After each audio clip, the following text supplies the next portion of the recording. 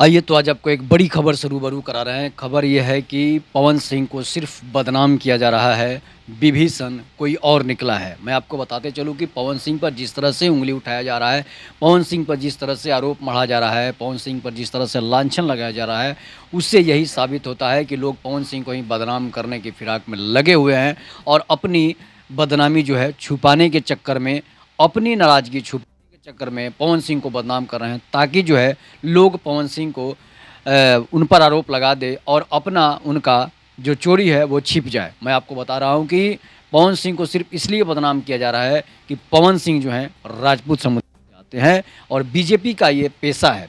मैं आपको इसलिए बता रहा हूँ कि जब बीजेपी ने उनको बंगाल से टिकट दिया, आसनसोल से टिकट दिया, उसके बाद बीजेपी ने ही खेला कर दिया।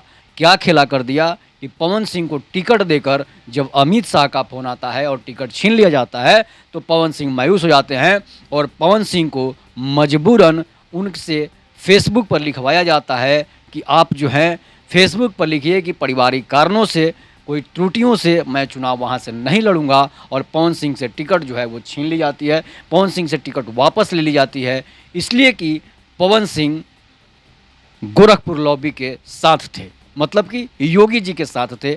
और बीजेपी ने पूरे देश में, पूरे यूपी में योगी जी के खिलाफ जाकर टिकट दिया है, जिसका खमियाजा अमित शाह और बीजेपी को भोगना पड़ा है। और इसी के कड़ी में पवन सिंह थे।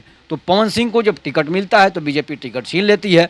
छीनने के बाद पवन सिंह के साथ जो है राजनीतिक साजिश किया जाने लगता है और पवन सिंह ने ठहरे क्षत्रिय राजपूत, तो स्वाभिमान से बड़ा कुछ नहीं होता है क्षत्रियों के लिए, स्वाभिमान से बड़ा राजपूतों के लिए कुछ नहीं होता है। और पवन सिंह ने अपने स्वाभिमान बचाने के लिए, अपने माँ का स्वाभिमान बचाने के लिए, अपने देश का, राज्य का संविधान बचाने के लिए, अपने जिले का स्वाभिमान बचाने के लिए पवन सिंह आते हैं काराकाट। और जब काराकाट आते हैं तो एक मैसेज चला जाता है कि पवन सिंह आरा से क्यों नहीं लड़े, बक्सर से क्यों नहीं लड़े, छपरा से क्यों नहीं लड़े, काराकाट से ही क्यों लड़े। पवन सिंह इसलिए काराकाट से लड़े कि काराकाट में राजपूतों का वोट ज़्यादा था, तो उन्होंने सोचा कि काराकाट से लड़ा जाए। इसलिए कि पवन सिंह की नाराज़गी बीजेपी से थी, लेकिन आरके सिंह से नाराज़गी नहीं थी, इसलिए कि आरके सिंह विकास पुरुष थे।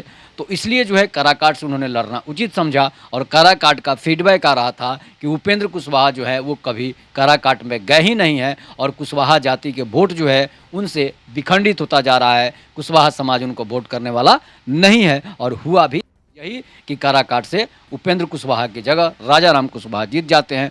और मैं आपको बता रहा हूँ कि पवन सिंह काराकाट इसीलिए आए थे कि काराकाट को नया दिशा देंगे, काराकाट को नया शहर बसाएंगे। लेकिन काराकाट के लोगों का जो है विकास से दुश्मनी थी, जैसे कि आरा के लोगों की थी।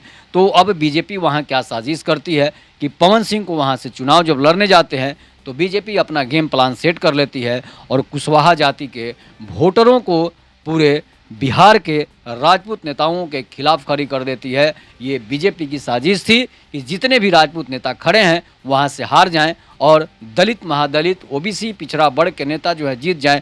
आपने राजपूतों का वोट ले लिया, आपने ब्राह्मणों का वोट ले लिया, आपने जो है भूमिहारों का वोट ले लिया, लेकिन जहाँ जहाँ भूमिहार कैंडिडेट, ब्राह्मण कैंडिडेट और जहाँ जहाँ राजपूत कैंडिडेट खड़े थे, वहाँ पर कुशवाहा और कुर्मी के वोट को आपने नफरत भरी पेटी में डलवाकर उन्हें हरवा दिया। जैसे कि औरंगाबाद सीट में कुशवाहा जाति के लोगों ने सुशील सिंह को हरा दिया, वोट नहीं दिया। बक्सर में भी नहीं दिया, सासाराम में भी नहीं दिया, आरा में भी नहीं दिया। इसके बाद पश्चिमी चंपारण में भी बात होती है तो पश्चिमी चंपारण में भी नहीं दिया।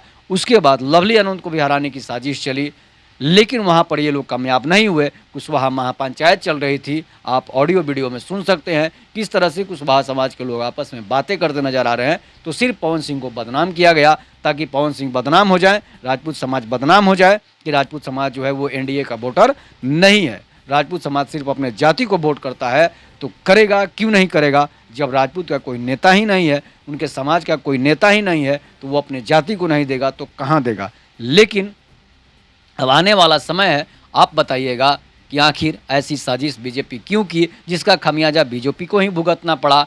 गोरखपुर लॉबी और गुजरात लॉबी के झंझट में बीजेपी हार गई है और बीजेपी को सीटों के लिए बैसाखी का सहारा लेना पड़ रहा है। इस पर आप अपनी प्रतिक्रिया जरूर दीजिएगा। तब तक के नमस्कार, जय हिंद, जय भारत, जय श्री राम।